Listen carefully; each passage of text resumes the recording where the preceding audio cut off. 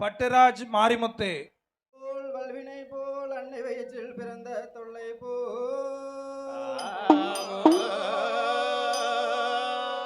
போகாது உயரம் போல் குணமாய் மறுப கோபுரத்துள்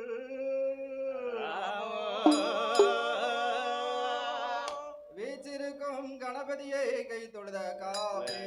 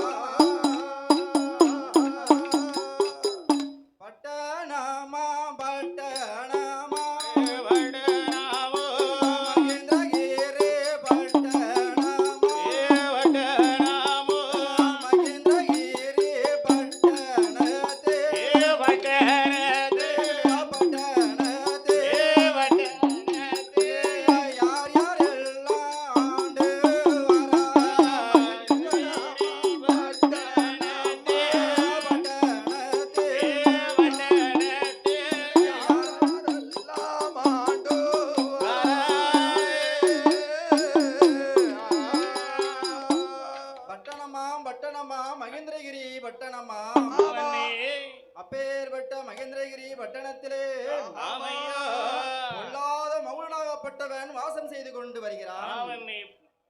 12 வருடமாகவே வாசம் செய்து கொண்டு பகவானிடம் அரும்பெரும் வரங்களை வாங்கிக் கொண்டு தேவர்களுக்கு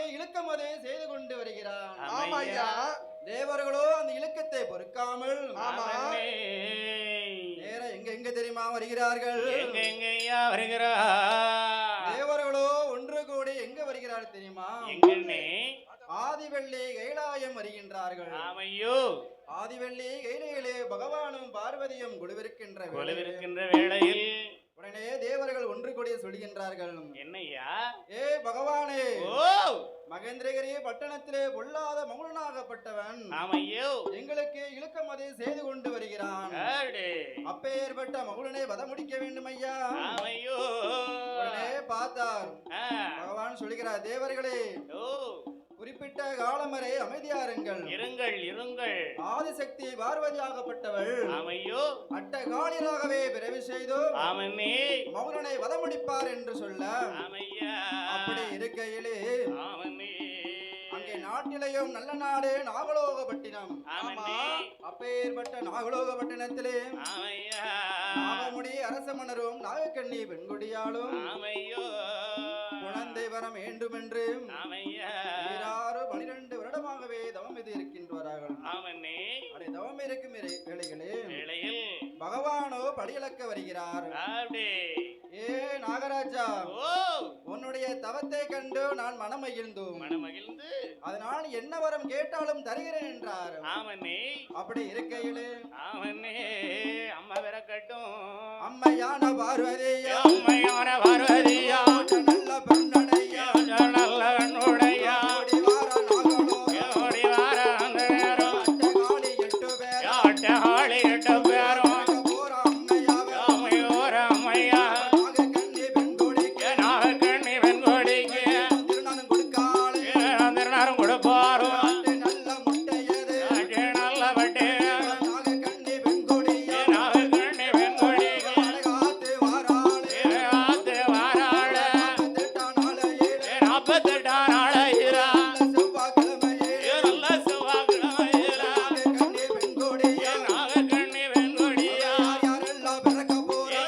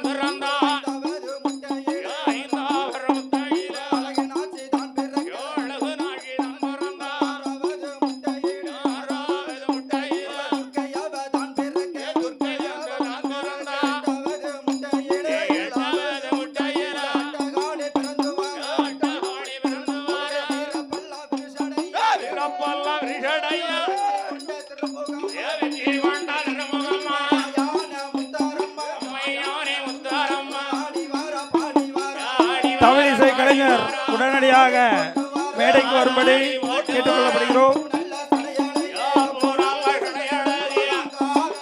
இசைக்கு முத்து தவுள் கலைஞர் உடனடியாக மேடைக்கு வரவும்.